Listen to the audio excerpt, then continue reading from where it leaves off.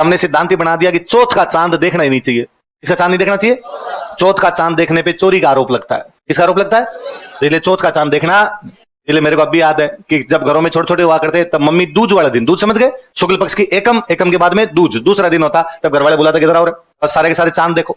तो दूज का चांद देखना अच्छा माना जाता है। कौन सा चांद? और मेरे को ज्यादा हम तो कविताएं और बोलते थे, आंख बंद करके हाथ जोड़ते कि चांद मामा घाबा दे, नुआ नुआ घाबा दे। घाबा, घाबा समझते हो? कपड़े, घाबा मतलब, तो चांद मामा घाबा दे, नुआ नुआ, ये चांद मामा हमें क्या दे? कपड़े। और कपड़े भी कैसे दे? फिर मैं कई बार सोचता हूँ यार हम ये ऐसे क्यों मांगते थे, चांद मामा घाबा दे, नुआ नुआ घाबा दे, और तो मामा से क्यों मांगते फिर? और बचपन याद करता भी याद आता है कि बचपन में कपड़े केवल मामा जी ही करवाते थे। मम्मी 12 महीनों में एक बार पीहर जाती, मतलब ननिहाल जाती, ननिहाल जाती तब मम्मी वहां से खुद के कपड़े लाती। हम 2 भाई थे तो हम दोनों के कपड़े लाती, पापा के लाती, ननिहाल वाले दिया करते सारे के सारे। तो आप ये कह सकते हो इसका मतलब पापा कंजूस है? नहीं, हमारे घर पे भी तो बुआ आएगी, तो बुआ आएगी तो मेरे पापा बुआ के कपड़े देंगे, बुआ के बच्चों के कपड़े देंगे, फूफा जी के कपड़े देंगे अपने, बस ये सिस्टम है, आप उधर से लेके आओ।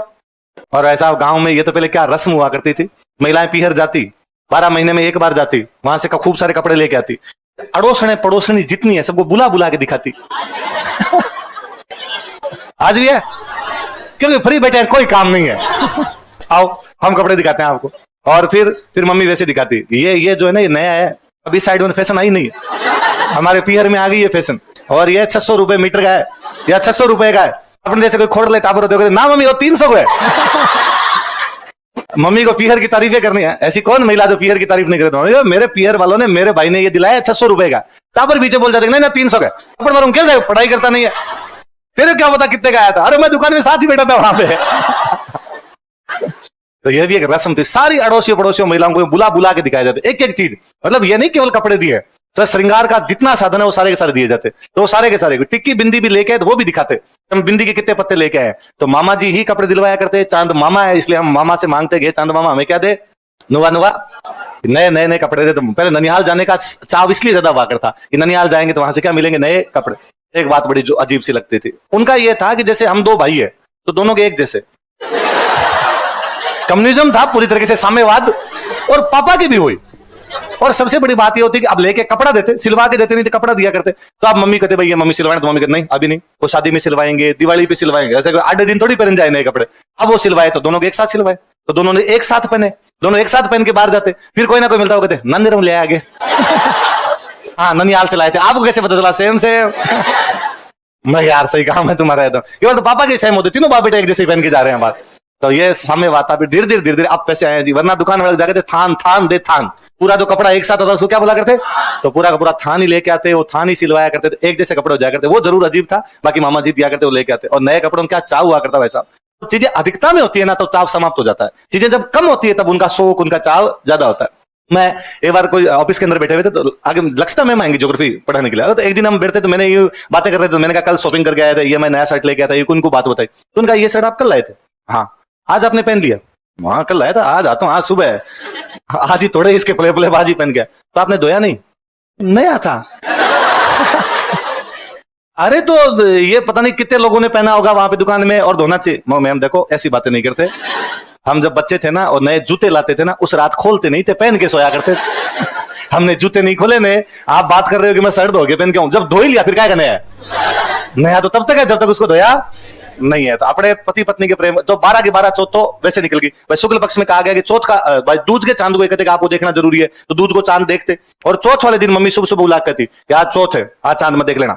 पूछते मम्मी से क्यों नहीं देखना? कि नहीं चौथ का चांद देखने से चोरी के आरोप लग जाते हैं। और नहीं मम्मी ऐसे कैसे लग जाएंगे? कि नहीं ये जो पड़ोस वाली ताई जी है ये तेरे पे कह सकते हैं कि तू इनकी चप्पलें उठा के ले गया था, इनके बर्तन उठा के लेके आ गया था, झूठे इल्जाम लगते हैं, इसलिए अपने चौथ का चांद देखना नहीं। पर टाबर पड़े में जिन चीजों के लिए मना किया जाता उनको करने में ज्यादा मजे आते हैं। और भाई साहब ऐसे आपका चांद की तरफ ध्यान भी नहीं जाता है, लेकिन चौथ वाले दिन अपने दिमाग रहता है कि चांद आने वाला है। तो बाद ऐसे धीरे धीरे देखते छोटे वाले बहन भाई कोई कहते आओ मम्मी को बताएंगे चांद देख लिया, चांद देख लिया। नहीं थोड़ा सा कहता है जैसे क्या था, पूरा तो देखा ही नहीं था हमने, तो पूरा देखा ही नहीं था। घर वाले पीड़ते कि चौथ का चांद देखना, चौथ का चांद। और मेरे तो इतना ट्रोमा घुसा हुआ है उस चीज का बचपन से, कि वो चौथ वाले चांद का। अब भी चांद पे ध्यान उसी दिन जाता जिस दिन चौथ होती है। और मेरे साथ कई बार हुआ कि मैं गाड़ी चला रहा हूं या कहीं जा रहा हूं या वैसे ही खड़ा हूं और अचानक चांद दिखा, मेरा कलेजा धक रह जाता है, आज पक्की चौथ है।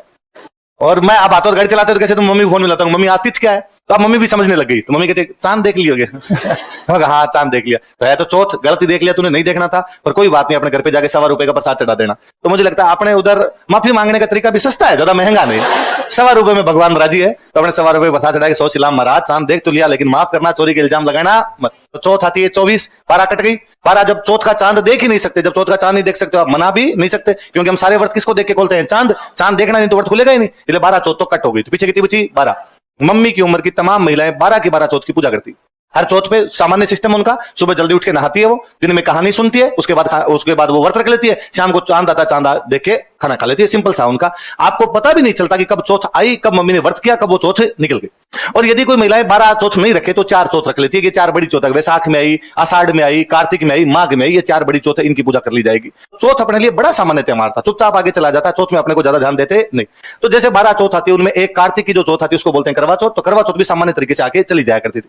ये पंजाबियों का बहुत बड़ा त्यौहार था, पंजाबी पति पत्नी के प्रेम के रूप में मनाते, इसलिए पंजाबियों में था कि जो पति है वो पत्नी के लिए गिफ्ट लेके आएगा, पत्नी जो है वो छत पे जाएगी, छलनी में से देखेगी, ये सब उनके काम थे। हमने फिल्मों से सीखा, क्योंकि फिल्म बनाने वाले, मूवी बनाने वाले सारे पंजाबी थे, कपूर, खन्ना, जौहर, चोपड़ा, सिंघानिया, मल्होत्रा, ये सारे के सारे पंजाबी थे। क्योंकि ये पंजाबी थे इसलिए इतना अपनी फिल्मों में इन्होंने इस प्रकार के किरदार दिखाने शुरू किए कि करण जौहर की मूवी है, उसके अंदर छलनी में से देखा जा रहा है, एकता कपूर वाले सीरियल में 15 दिन पहले से चल रहा है, चौथ आने वाली है, चौथ आने वाली है, अखबारों में उस प्रकार की चीजें आने लगी। इसलिए इन सालों में हमने केवल एक पीढ़ी से करवा चौथ को इस तरीके से बड़े तौर पर मनाना शुरू किया है, वरना दादी जी की उम्र की किसी भी महिला से पूछिए घर पे कि क्या उन्होंने करवा चौथ मनाई थी, क्या कोई लेना देना नहीं। पर फिल्में क्या असर डालती है कि अब करवा चौथ इतनी हावी है कि हम तीज भूल गए, अब तीज का हमारे कोई लेना देना नहीं है। फिल्मों से हम खूब सारी चीजें सीखते हैं, तो मैं कई बार बच्चों को करवा चौथ से अपना लेना देना नहीं, अरे सर कैसे नहीं, अपने भी होता है। तो मगर यार इस बात को इमेजिन कीजिए कि अपने करवा चौथ में देखते हैं कि पत्नी छत पे जाएगी और छलनी में से पति का मुंह देखेगी, ये दोनों चीजें अपने संभव है क्या?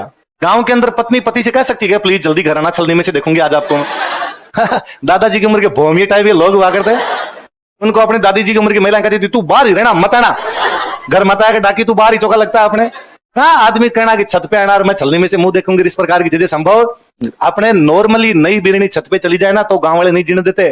फलान जी की बीरणी छत पे थी, अपने तो वैसे ही मना किया जाता कि नहीं भाई बाहर नहीं जाना, घूंघटन पर्दा प्रतान सो हुआ करते, तो उसके अंदर कहां पर इस प्रकार के त्यौहार मनाए जा सकते हैं। और उसमें भी आप कहो कि पति पत्नी के लिए गिफ्ट लेके आएगा, घर वाले घर से नहीं निकाल दे कि घर वालों को ये पता चल जाए कि भाई साहब यूं पत्नी के लिए गिफ्ट लेके आते, अच्छा काल मरी आज भूतनी होगी काल की भूतनी मसाना में आद, कि मतलब कल तो मरी थी, भूतनी बन गई शमशान घाट में आधा हिस्सा मांग रही है, काल की भूतनी मसाना में आद। तो ऐसे थोड़ी है भाई साहब आपका नया ब्याह हुआ, आप यूं गिफ्ट और लगा के दे रहे हो, इस प्रकार की चीजें अपने कतई संभव नहीं थी। तो अपने करवा चौथ इतना बड़ा था ही, अपने जो बड़ा त्यौहार था वो कौन सा था, अपने भी थे गिफ्ट थे, अपने भी थे कि पति जो है वो पत्नी को गिफ्ट देगा, पर हमने इस परिभाषा को थोड़ा ब्रॉड किया और हमने कहा कि ये दो लोगों के बीच का संबंध नहीं है, एक लड़के और लड़की के बीच का संबंध नहीं है, वास्तव में एक लड़की का किसी परिवार से संबंध, एक लड़की अपना परिवार छोड़ के दूसरे परिवार में आ रही है, उस पूरे परिवार के साथ संबंध है, पूरे ससुराल वालों के साथ संबंध है, इसलिए हम कहते हैं ससुराल वाले गिफ्ट देंगे। होते पति की तरफ से ही है, पर हम बोलते ही हैं कि किसने भेजे हैं, ससुराल वालों, हम उनको बोलते हैं सिंजारा। क्या बोलते हैं? तो तीज पर जो ससुराल पक्ष से लड़की के लिए गिफ्ट आते हैं उनको क्या बोलते हैं? हम इस मामले में और ब्रॉड में हमने कहा सगाई अपने आप में आधा विवाह है, तो यदि किन्हीं की सगाई हो गई तो सगाई के बाद भी लड़की के लिए तीज आएगी जिसमें सिंजारे भेजे जाए, तो हमने कहा सिंजारे 2 भेजे जाते हैं, एक शादी से पहले और एक शादी के बाद। तो शादी से पहले भेजे जाते हमको कुंवारो सिंजारो, शादी के बाद भेजे तो परिणेड़ो सिंजारो, शादी के बाद और शादी से पहले।